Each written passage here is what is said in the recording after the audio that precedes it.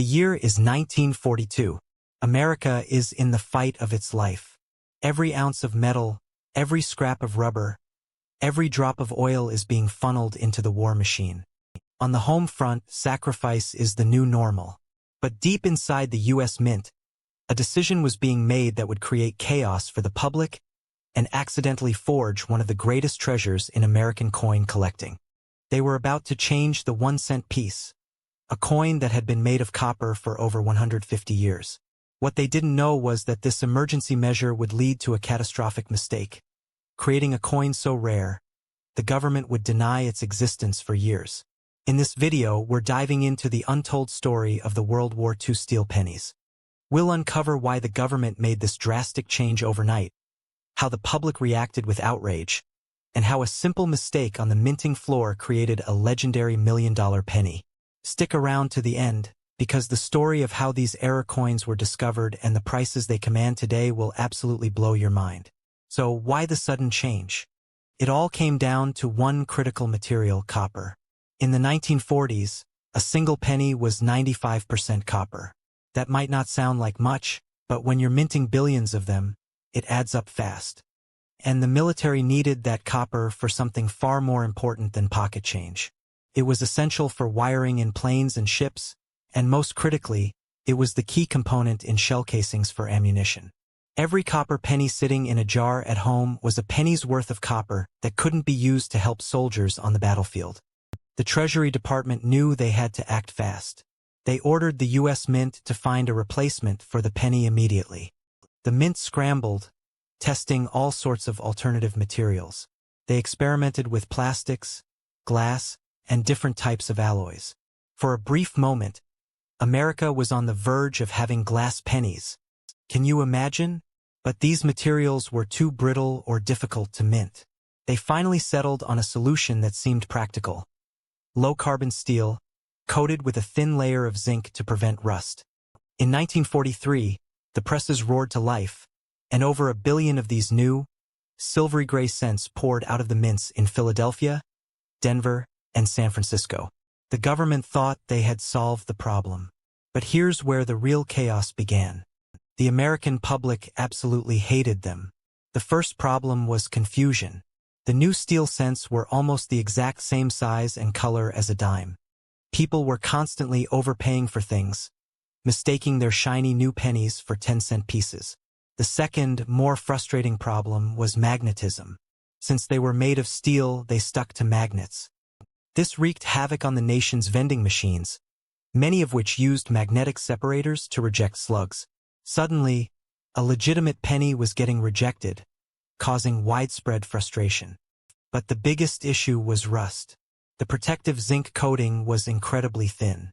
The moment it wore off from being handled, the steel underneath was exposed to air and moisture.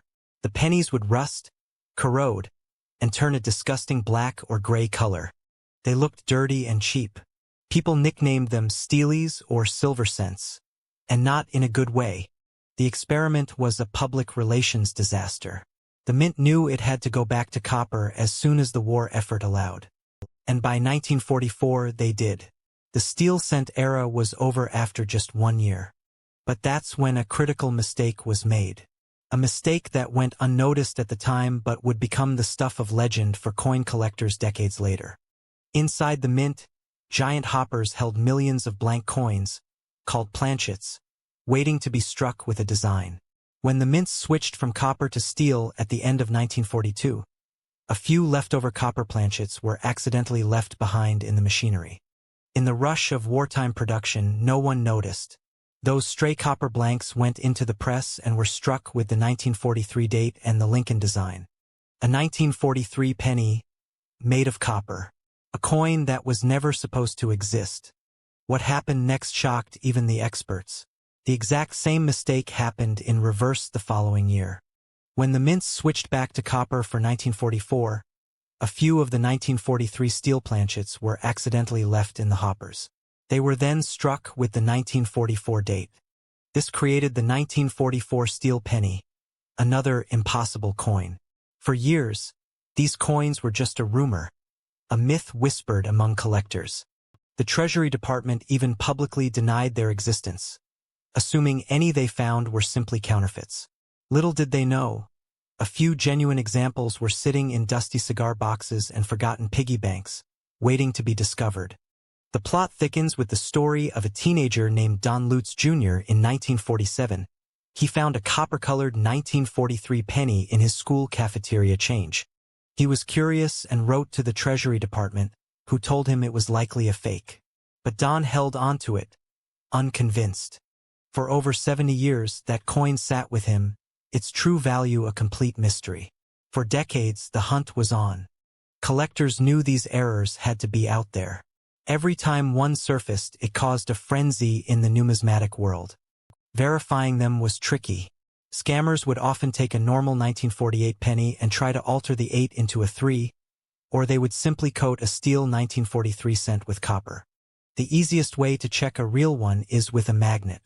A genuine 1943 copper cent will not stick to a magnet, while the common steel ones will.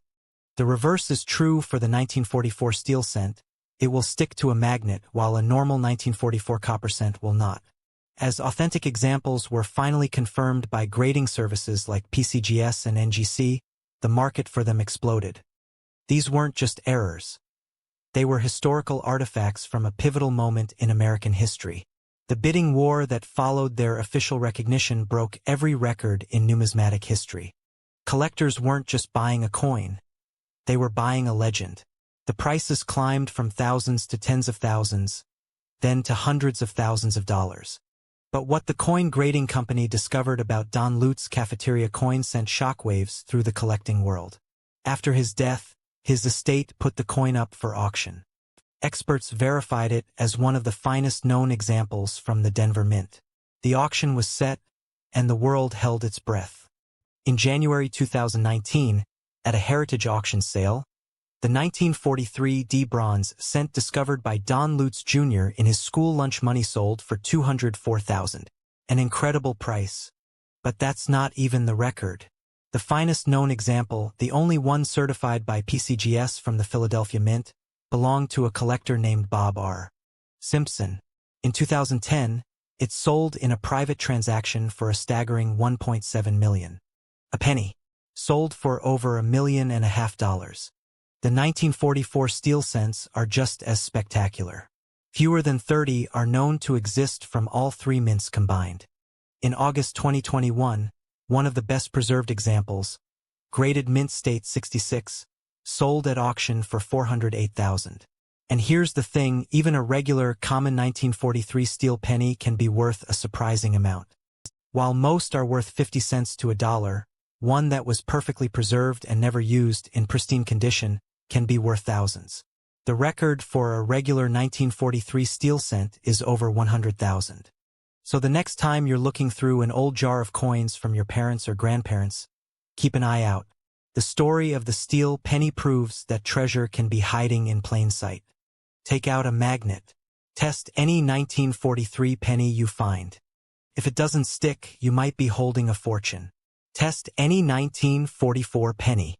If it does stick, get it checked out immediately. You just never know.